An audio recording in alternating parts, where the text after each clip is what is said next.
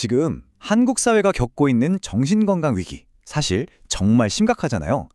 그런데 한 강연자가 인생에서 가장 어려운 질문 중 하나에 대해 정말 우리의 상식을 완전히 뒤엎는 그런 해답을 내놨습니다. 오늘 바로 그 놀라운 통찰 속으로 함께 들어가 보시죠. 자, 우선 우리가 어떤 현실에 서 있는지부터 좀 짚고 넘어가야 할 것 같아요.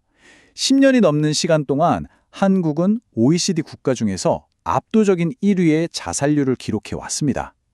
이게 그냥 숫자가 아니잖아요. 우리 사회가 얼마나 깊이 아파하고 있는지를 보여주는 그런 지표인 거죠. 그렇다면 여기서 우리 모두에게 정말 무거운 질문 하나를 던져볼게요. 만약에 여러분에게 삶의 벼랑 끝에 서 있는 10대와 대화할 시간이 딱 3분 주어진다면, 정말 딱 3분이에요. 어떤 말을 해주시겠어요? 아마 머릿속이 정말 복잡해질 거예요. 그쵸? 그런데 여기서 돌아온 대답이 정말 충격적입니다. 아무 말도 하지 마세요. 이 한마디. 우리가 흔히 생각하는 모든 상식이 그냥 와르르 무너지는 순간이죠. 아니, 왜 위로나 조언이 아니라 침묵을 말하는 걸까요? 도대체 무슨 의미일까요? 지금부터 그 이유를 한번 제대로 들여다보죠. 아니, 도대체 왜 우리가 좋은 뜻으로 건네는 말들이 오히려 독이 될 수 있다는 걸까요? 자, 그 진단부터 시작해 볼게요. 핵심은 바로 굶주린 영혼에 있습니다. 강연자는 이런 상태를 메마른 영혼이라고 표현해요. 그러니까 내 말을 아무도 들어주지 않고 아무도 날 이해해주지 못한다는 그런 깊은 고립감, 바로 그거예요. 이런 사람들에게 필요한 건 더 많은 정보나 조언이 아니라는 거죠. 진짜 필요한 건 진정한 연결에서 오는 영혼의 에너지, 바로 여기에 목말라 있다는 겁니다. 보세요. 바로 이 표가 문제의 핵심을 정확히 보여줍니다. 그 친구들이 정말 간절히 원하는 건 따뜻한 이해, 그리고 영혼을 채워줄 에너지인데 정작 우리가 주는 건 뭐죠? 조언, 훈계, 한마디로 꼰대 같은 말이라는 거예요. 물론 의도는 좋았겠죠.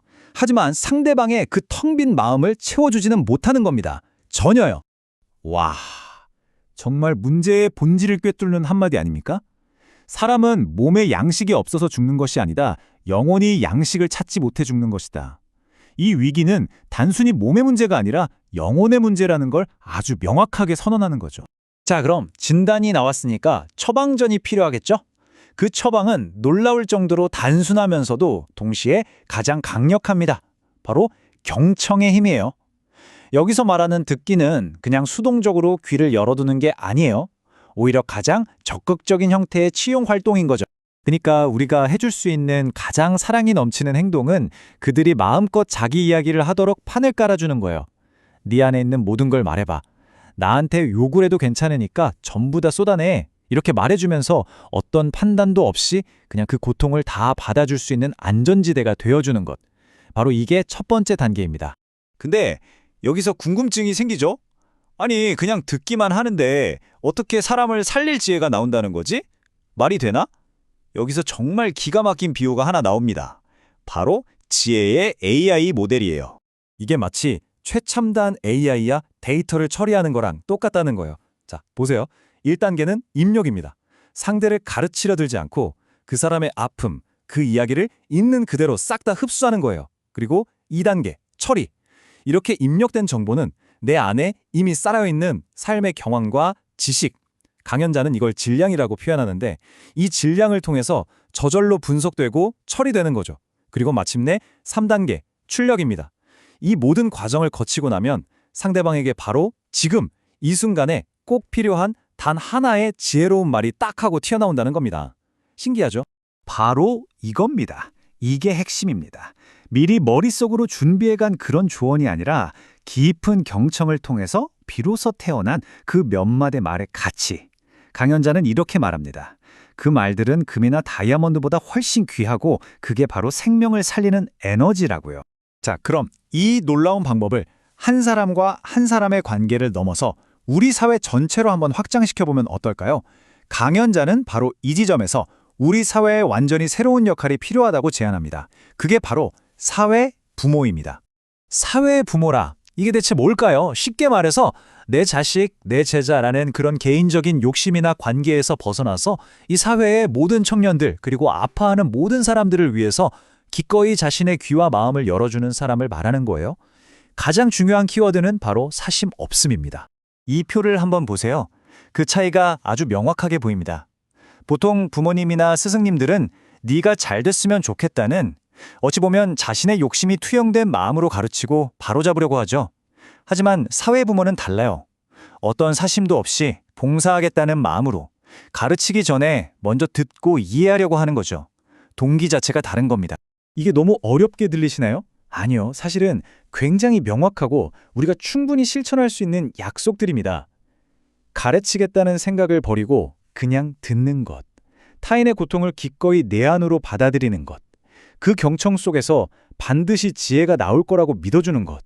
그리고 마지막으로 그렇게 나온 말을 건네면서 우리가 그동안 외면해왔던 우리 사회의 상처를 함께 치유해 나가는 것. 바로 이겁니다. 강연자는 이 모든 변화의 과정을 정말 기가 막힌 하나의 상징으로 압축해서 보여줍니다. 그건 바로 이무기가 용으로 거듭나는 과정이에요. 여러분, 이무기가 어떤 존재인지 아시죠? 천년 동안 온갖 지식과 힘을 쌓았지만 끝내 하늘로 오르지 못하는 존재잖아요. 이게 바로 다른 사람의 말은 듣지 않고 자기가 가진 지식만으로 남을 가르치고 억누르려는 사람에 대한 완벽한 비유인 거예요. 한마디로 지식은 가득한데 지혜가 없는 상태인 거죠. 하지만 바로 그 경청이라는 마법 같은 행위를 통해서 이무기는 마침내 용이 될 수 있습니다. 자기가 가진 지식을 지혜로 승화시켜서 그 말 한마디로 다른 사람을 살리고 세상을 이롭게 하는 진짜 어른. 자신의 잠재력을 100% 꽃피운 존재가 되는 겁니다. 그리고 정말 놀라운 건요. 이 이모기에서 용이 되는 여정이 우리 민족의 가장 오래된 건국 이념이죠. 널리 인간을 이롭게 한다는 바로 그 홍익인간 정신과 정확하게 이어진다는 점입니다. 그러니까 이건 그냥 단순한 심리상담 기술 같은 게 아니에요. 한 인간이 자신의 삶을 통해 이룰 수 있는 가장 위대하고 철학적인 실천인 셈이죠. 자, 이제 이 모든 이야기의 마지막 지점에 거의 다 왔습니다. 이건 단순한 제안을 넘어서 우리 사회 전체를 향한 아주 강력한 행동의 촉구입니다. 강연자는 여기서 아주 희망적인 미래를 보여줍니다. 만약에 우리 사회가 이 사회 부모라는 역할을 받아들이고 또 그걸 실천하는 사람들이 많아진다면 단 3년 안에 지금 이 끔찍한 자살률을 정말 극적으로 낮출 수 있다는 거예요. 어쩌면 불가능해 볼 수도 있겠죠?